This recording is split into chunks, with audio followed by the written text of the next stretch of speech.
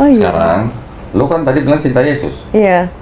Kalau lu dikasih kesempatan sebagai orang berkuasa, ngelihat Yesus sebelum disalib, lu bakal nolong Yesus supaya nggak disalib atau bakal nolong tentara Romawi nyalib Yesus? Ya suruh nyalip Yesus lah, biar ditebus. Egois banget, lu tega banget lu ya. Ya logikanya kan kok. Maksudnya Nyokap kayak, lu kalau mau disalib lu gimana? jangan. Ya. Kenapa kalau Yesus lu mau salib? Kan itu udah difirmanin, dia datang buat juru selamat. Inna ad-dina 'inda Allahil Islam.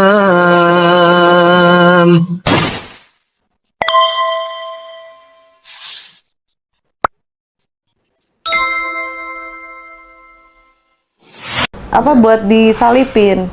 Gimana? Tapi nggak ada sih emang. Nggak ada.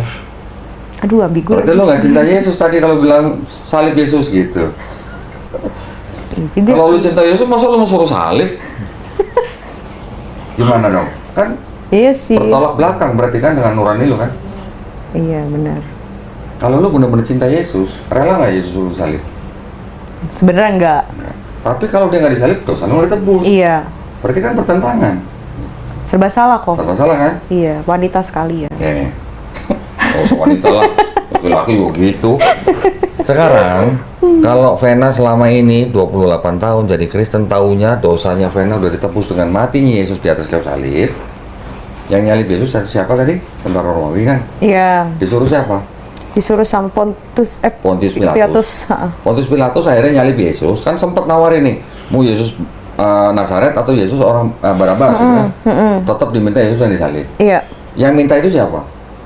Orang-orang Yahudi. Yahudi, Imam Yahudi. Ya kan? Imam Yahudi nangkap Yesus dari siapa? Si Yudas kampret. Oh, Yudas kampret.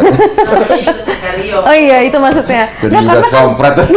gara-gara Yudas kan Yesus disalib, jadi ketahuan kan. Yesus menyerahkan Yudas menyerahkan Yesus ke Imam Yahudi kan? Iya, benar. Sebelum Yudas menyerahkan Yesus ke Imam Yahudi, Yudas dibisikin nama siapa? Setan. Iblis. Iya, iblis. Ada kan ayatnya? Ah, iya ada. Membaca. Ada kok. Oh, Iya, tahu. tahu. Oke. Tahu. Sekarang buat Vena, Iblis, Yudas, Imam Yahudi, Pilatus, dan tentara Romawi buat Vena yang dosanya udah ditebus. Ini semuanya berjasa nggak buat Vena? Logikanya berjasa sih. Ada iblis loh. Kalau berjasa, logikanya harus masuk surga atau neraka? Surga. Surga. Iblis bisa masuk surga? Enggak. Lu mau satu surga sama iblis? Kagak. Kalau kan berjasa. Lah iya ya. Lah iya ya. Lah iya juga ya. Lah iya juga ya. Cara logikanya bener sih. Ya udah, pikir sendiri. Selama ini saya nggak connect ke sana sih kok. Karena lu dari kecil didoktrin. Iya. Sama kayak dia. Nih guru selama minggunya nih. Lah kan dia yang doktrin juga. Dia kan- Didoktrin juga. Kita hanya menjadi apa namanya utusan ya. Iya. Utusan. Tapi dibayar nggak? Kalau gue dulu karena dibayar. Itu dibayar. Iya kan? Dibayar sih lebih ke uang transport sih setahun Uang kali. PK Oh. persembahan kasih. Jadi kita pelayaran tuh karena PK awalnya. Hah? Sekolah minggu juga. Sekolah minggu, terus singer, terus WL. Oke baiklah. Makanya. Terus tapi nih kok, nih ya kita, maksudnya aku mau nanya nih kok. Yesus kan dibilang itu kan Alfa dan Omega, yang awal dan yang akhir. Maksudnya kan itu selalu jadi kayak apa ya, Dasar. pegangan kita kan. Ya. Maksudnya kayak oh iya nih Yesus Ya. yang awal dan yang akhir. Oke. Nah, Terus? tapi kenapa maksudnya dibilang kalau Alfa dan Omega malah dibilang nabi gitu? Nah iya, di satu sisi Yesus sendiri ngakunya sebagai nabi. Orang banyak yang hidup bersama Yesus manggilnya inilah Nabi Yesus. Iya. Tapi kalau di belakang ada bilang Yesus Alfa dan Omega, Wahyu 1 ayat 8 kan? Iya, sedangkan Wahyu kan kitab. Yang ngomong Yesus bukan Yohanes. Nah, ini ada Yohanes anak Zebedeus, ada Yohanes the Eldest. Ini masih perdebatan yang nulis siapa. Iya, iya. Anggap aja yang nulis ini benar dia menerima wahyu dari Yesus. Kalau Yesus bilang aku adalah Alfa dan Omega, Yesus pernah lahir nggak? Pernah. Kalau pernah lahir itu bisa nggak disebut Alfa? Tahu nggak artinya Alfa? Yang pertama. Apa Yang pertama? awal. Iya, yang awal. Dan yang akhir. Artinya dia tidak punya awal dong. Iya sih. benar. Kalau Alfa dan Omega itu artinya dia tidak berawal, tidak berakhir. Iya. Itu kan sifat Tuhan. Makanya orang Kristen pakai ayat itu supaya membuktikan bahwa Yesus Tuhan. Tapi kalau Yesus pernah lahir, bisa nggak disebut Alfa? Enggak. Yesus pernah mati nggak? Pernah. Bisa nggak disebut akhir? Tapi kan dia bangkit kok. Oke, bangkit. Bangkit sendiri apa dibangkitkan? Dibangkitkan sih dibilang di Alkitab. Katanya Tuhan, masa dibangkitkan, nggak bisa bangkit sendiri? Mungkin dibangkitkan sama pas dirinya melayang kali kok. Saya kan mikirnya gitu. Bicara Alfa dan Omega lagi. Oke. Baca ini, Ibrani pasal 7 ayat 3. Atau dari ayat 1 lah. Kristus dan Melkisedek. Sebab Melkisedek adalah Raja Salem dan iman Allah yang maha tinggi. Ia pergi menyongsong Abraham ketika Abraham kembali dari mengalahkan raja-raja dan memberkati dia. Kepadanya pun Abraham memberikan 1/10 dari semuanya. Nah, persepuluhan nih. Menurut arti namanya Melkisedek adalah pertama Raja Kebenaran dan juga Raja Salem, yaitu Raja Damai Sejahtera. Ia tidak berbapa, tidak beribu, tidak berselisih harinya. Tidak bersilsilah. Tidak bersilsilah. Harinya tidak berawal dan hidupnya tidak berkesudahan. Dan karena ia dijadikan sama dengan anak Allah, ia tetap menjadi imam sampai selama-lamanya. Kalau baca itu, Melkisedek nggak punya bapak, nggak punya ibu. Yesus nggak punya bapak, punya ibu. Iya benar. Kan? Punya bapak kan dia, Pak Yusuf? Kan ayah tiri, Oh iya benar. bukan ayah kandung. Iya. Kalau Melkisedek nggak punya ayah kandung, nggak punya ibu kandung. Nggak bersilsilah, nggak punya silsilah, nggak punya siapa leluhurnya, nggak ada. Yesus punya silsilah nggak? Iya, punya. Punya, banyak kan? Iya. Harinya tidak berawal, hidupnya tidak berkesudahan. Iya. Yesus pernah lahir, berarti pernah punya awal. Pernah mati, berarti pernah punya akhir, walaupun dibangkitkan lagi. Nggak, gua tanya nih, yang lebih awal Alfa dan Omega yang mana? Yang Melkisedek apa Yesus? Melkisedek. Melkisedek. Kenapa lu nggak nuhanin Melkisedek? Enggak disuruh Itu sama pertanyaan dia. gua. Tapi bentar kok, ini kok Kristus dan Melkisedek berarti secara nggak langsung mereka di compare. Ya, jadi dulu Kristen mencoba menyamakan Yesus dan Melkisedek. Tapi belakangan mereka sekarang sudah memisahkan. Oke, saya baru tahu kok. Saya baru tahu kok, jujur. Saya baru tahu. Oke. Iya. Berarti kalau begitu, kalau disebut Yesus Alfa dan Omega, dianggap sebagai Tuhan, ada lagi sosok yang lebih hebat dari Yesus yang harusnya dianggap sebagai Tuhan yang lebih hebat dari Yesus gitu. Iya. Kenapa enggak? Berarti pilih-pilih dong. Iya benar. Wow, baru tahu gue. Di mana lu? Bantuin dong. Dia kan nggak pernah di sono, dia nggak tahu dia. Iya sih. Tapi kalau nih, Yesaya 61 ayat 1 nih saya Widih, gitu. main Yesaya nih. Asik. Kagak, maksudnya kan Yesaya kan itu perjanjian lama kan. Yeah. Seharusnya kalau perjanjian lama, ya ampun Yesaya di mana sih? Saya Yang hitam di tengah-tengah. Kok lama sih bukan? ya udah lama nggak buka Alkitab ya, mohon maaf. Padahal baru bulan Januari kemarin ke gereja. Saya aja 1,5 tahun aja masih gampang. Oh iya, dia masih apa loh gitu. Maklum. Yesaya 61 ayat 1 nih. Roh Tuhan Allah ada padaku, oleh karena Tuhan telah mengurapi aku.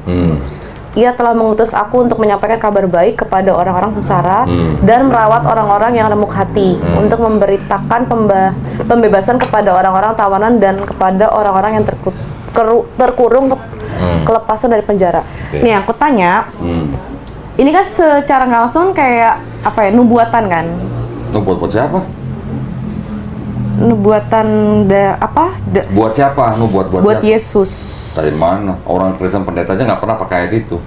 Lah, saya dapat dari pendeta waktu itu dibilangnya nubuatan. Ini nubuat buat Yesus? Iya. Coba ngomongin apa? Kabar Ngomongin selamat roh Tuhan. kepada Sion. Iya benar. Nggak ada urusannya sama kedatangan Yesus. Yang dianggap sebagai nubuat Yesus tuh Yesaya 53. Nih, Yesaya 53. Ini yang dibilang bilur-bilurnya akan menyembuhkan. Terus yang dibilang dia dianiaya tapi membiarkan diri ditindas, tidak membuka mulut seperti anak domba, dibawa pembantaian seperti induk domba yang keluh di depan orang yang menggunting bulunya, tidak membuka mulut. Nah ini baru dianggap sebagai nubuat buat Yesus. Ada lagi nanti Yesaya 9 ayat 6. Sebab seorang anak telah lahir untuk kita, seorang putra untuk diberikan untuk kita, lambang pemerintahan di atas bahunya, dan namanya disebutkan orang perasa ajaib, Allah perkasa, Bapa kekal, dan Raja damai. Lagunya tuh kok ada.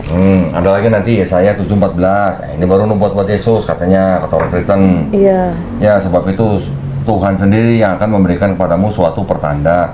Sesungguhnya seorang perempuan muda, ada lagi nanti Bible yang bilang virgin atau perawan, mengandung dan melahirkan seorang anak laki-laki dan seterusnya. Kalau yang Yesaya 61 itu nggak populer sebagai nubuat buat Yesus. Soalnya saya dikasih ayat itu kok. Ya, oke paham. Sekarang kamu jelasin gini. Tahu nggak perjanjian lama itu kitabnya siapa? Berasal dari kitab apa? Tahu nggak? Taurat. Taurat. Iya. Betul, Taurat. Nah, Taurat itu aslinya punya siapa? Bani Israel. Ya, orang-orang Yahudi lah ya. Iya. Oke. Kitab Taurat waktu disusun, Yesus sudah lahir belum? Belum. Kira-kira tahu nggak jaraknya berapa lama? Waduh, nggak tahu lagi. Kira-kira 500 tahun. Wow, Ya. jauh. Jadi kitabnya orang Yahudi, ini gua ada kitabnya. Namanya adalah Tanakh. Nah, Tanakh itu singkatan Torah, Nevi'im, Ketuvim.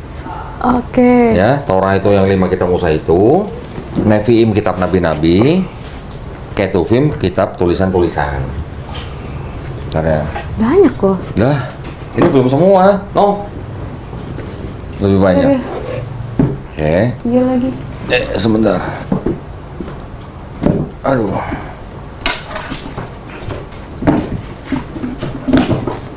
Nih, kitab Tanakh nih.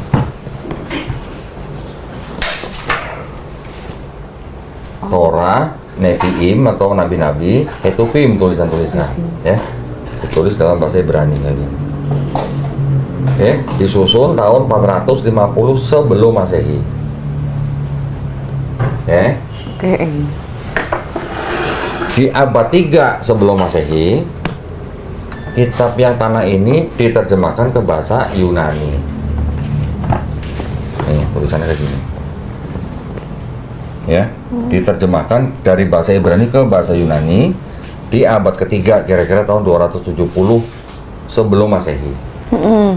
Yang nyuruh siapa? Raja Ptolemy II di Mesir. Yang terjemahin siapa? 2 kali. Yang pertama 72 rabi-rabi Yahudi dari Yerusalem dibawa ke Alexandria. Yang kedua, orang-orang Yahudi di Alexandria yang menerjemahkan kitab nabi-nabi dan Ketuvim tulisan-tulisan. Oke. Total selesainya tahun 132 sebelum Masehi. Belum ada Yesus nih. Iya, belum. Kitab ini beredar ketika Yesus lahir, ketika sampai Yesus nggak ada, diangkat sampai di abad 4. Dari mulai abad 2, 3, 4, terjemahan Yunani ini diubah-ubah sama Bapak Gereja. Ada Bapak Gereja Origen, ada Bapak Gereja Lucian, ada Bapak Gereja Hesisius. Barulah dijadikan perjanjian lamanya orang Kristen. Oke. Oh. Oke, berarti Bentar. oke. Kamu jelasin. Di kitabnya Yesaya ini yang dipakai sama pendeta sebagai dianggap sebagai nubuat buat Yesus, itu paling-paling karena di sini ada misalnya ia mengutus aku menyampaikan kabar baik. Yesus kan juga datang membawa Injil dan sebagainya kan. Ini lagi ngomongin siapa? Ini kan lagi ngomongin sebenarnya bukan ngomongin Yesus yang datang kira-kira 700 tahun sesudah Yesaya. Yesaya ini kan hidupnya kira-kira tahun 700-an sebelum Masehi. Ini lagi ngomongin kabar selamat kepada Sion. Ini kalau mau dibaca semua, nanti jadi nggak ada urusannya sama Yesus gitu. Oh, berarti kocak tuh pendeta ya kok. Cocokologi, ya. Makanya saya pas nanya-nanya dikasih ayat itu. Oke, nggak apa-apa. Ya, sekarang sama-sama di dalam Yesaya. Ini masih Yesaya juga nih. Iya. Ayat pasal 1, ayat 16, 17, 18. Judulnya apa nih? Bertobat lebih baik dari mempersembahkan korban. Coba tolong baca 16 sampai 18. Basuhlah, bersihkanlah dirimu, jauhkanlah dari perbuatan-perbuatan yang jahat dari depan mataku. Berhentilah berbuat jahat, belajarlah berbuat baik, usahakanlah keadilan, kendalikanlah orang kejam, belalah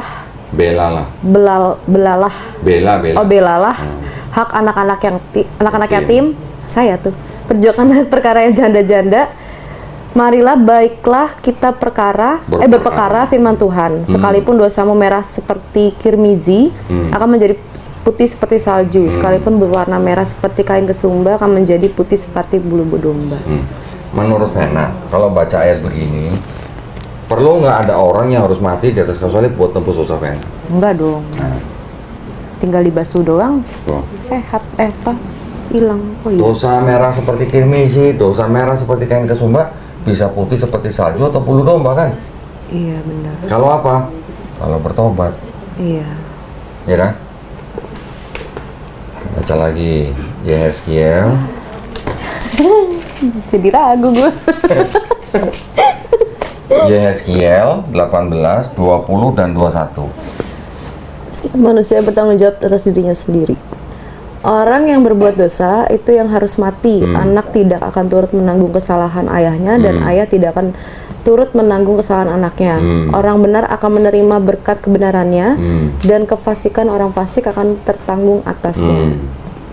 Tetapi jikalau orang fasik bertobat dari segala dosa yang dilakukannya dan berpegang pada segala ketetapanku serta melakukan ketidakadilan dan kebenaran, ia pasti hidup, ia tidak akan mati. Percaya nggak kita ini semua keturunan Adam? Iya. Saya. Bisa nggak kita sebut Adam itu bapak kita? Bisa. Adam pernah berbuat salah nih, ya kan? Bisa nggak kita menanggung dosa Adam? Secara logika dari kitab enggak. Enggak dong. Adam sudah punya kesalahan sendiri, terus setiap keturunannya berbuat dosa. Bisa nggak Adam yang menanggung dosanya? Enggak dong. Enggak dong. Di sini sebutin apa? Orang fasik. Tahu nggak orang fasik apa? Iya, orang yang kepercaya. Bukan. Orang fasik itu orang yang berbuat dosa secara terus-menerus. Oh. Nah, itu orang fasik. Oke. Kalau apa? Orang fasik kalau apa? Gitu. Tetapi tapi jikalau orang fasik apa? Bertobat. Terus kemudian Dari melakukan dan melakukan ketetapan Allah kan? Iya. Dan apa? Berpegang kepada sesuai ketetapanku. Dia akan apa? Tidak akan mati. Jadi hidup kan? Iya, pasti hidup. Hidup itu di situ maksudnya apa? Iya. Masuk surga bukan? Iya, benar. Orang yang berbuat dosa secara terus-menerus, kalau dia bertobat, dia masuk surga. Bentar kok. Ini zamannya Abraham nggak sih? Oh bukan. Yeskiel mau udah jauh di bawahnya Abraham. Oh. Tapi dari Kejadian sampai Maliaki di sini, nggak ada konsep menebus dosa orang lain, nggak ada. Pernah dengar dong ceritanya Nabi Yunus? Iya, tahu. Disuruh kemana? Tasis apa? Niniwe. Niniwe, iya. Di tengah jalan melenceng. Iya. Naik kapal. Iya. Kena ombak, kena badai. Makan hiu. Dimakan ikan. Iya. Emang ada tulisan hiu? Ikan paus. Emang ada tulisan paus? Enggak, ikan besar sih. Nah, ikan besar. Lu jangan asumsi dong. Ikan besar paus. Dimakan ikan. Terus 3 hari kemudian dikeluarin dari mulut ikan. Hidup iya, kan? Iya, hidup. Balik ke Niniwe nggak? Balik. Suruh ngapain? Iya, yang ditugasin. Memperingatkan kan? Iya. Suruh ngapain? Suruh bertobat kan? Tadinya Tuhan atau Elohim ini mau menghukum bangsa Niniwe. Tapi ketika bangsa Niniwe diperingatkan sampai Nabi Yunus, mereka bertobat, jadi nggak dikasih malapetaka? Enggak. Enggak. Berarti kalau mereka bertobat diampuni nggak? Diampuni. Diampuni. Mau baca? Iya. Ada juga ceritanya Yunus di sini. Kok Kristen dulu ya? Kok apal sih kok? Kok apal gimana? Banyak loh, apal lebih tahu. Lo nggak kan sekolah minggu pasti diceritain tentang Yunus kan? Iya. Iya. Masa diceritain dong? Ceritain. Tapi kok Dendi tahu? Ke Dendi. Yunus pasal 3. Coba baca ayat-ayat akhir. 10 ya. Ya. Ketika Allah melihat perbuatan mereka itu, yakni bagaimana mereka berbalik dan tingkah lakunya yang jahat, maka menyesalah Allah karena malapetaka yang telah dirancangnya terhadap mereka dan ia pun tidak jadi melakukannya. Tuh. Hebat ya. Bangsa Niniwe bertobat diampuni, ya kan? Nggak ada contoh orang harus mempersembah atau menanggung dosa orang lain kan. Sekarang gua kasih lihat ini. Imamat 18 ayat 21. Belum gua merah-marahin. Ayat 21 mana? Nih. Nah, baca. Janganlah kau serahkan seorang dari anak-anakmu untuk dipersembahkan kepada Molok, Molok supaya dewa. supaya jangan engkau melanggar kekudusan nama Allahmu. Akulah Tuhan. Janganlah kamu apa? Mempersembahkan kepada Molok. Siapa mempersembahkan apa? Iya, mempersembahkan dirinya. Enggak dong, anak-anakmu kan? Oh iya, anak-anakmu. Nah, berarti manusia nggak boleh mempersembahkan manusia kan? Iya. Terus Yeremia 32